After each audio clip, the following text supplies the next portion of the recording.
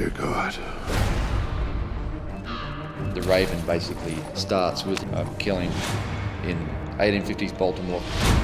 Get the inspector. And so, the first time you meet Fields, he's at a crime scene investigating and realizes it's actually a story that was one of Poe's works. This crime is familiar to me.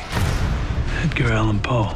So all the crimes are done in the vein of the stories of Poe. And basically, each of his stories, the gory ones, the murder stories, inspires a serial killer to murder.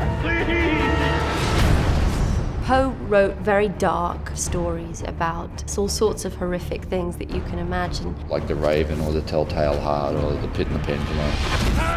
But then in our story, he becomes responsible for what he writes. The night before last, a young girl and her mother were found murdered. The daughter's body was lodged in a chimney. The mother's head severed with a straight razor.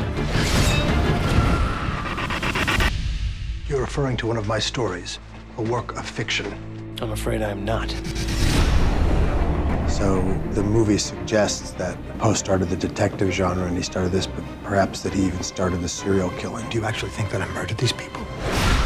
What cannot be disputed is that your imagination is the inspiration of a horrendous crime.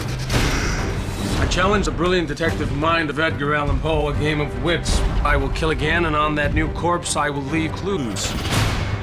And that's what's so interesting about this film is these two people both have different objectives, but basically they're all trying to attain the same goal. As unfortunate as this is, you may be uniquely qualified to cast light on our killer. So I think it's a fantastic mixture of beauty and horror. Where is she? He will keep her alive to keep you involved. It's part of his game. And only. I'll send you to hell! No matter how this ends, I will kill him.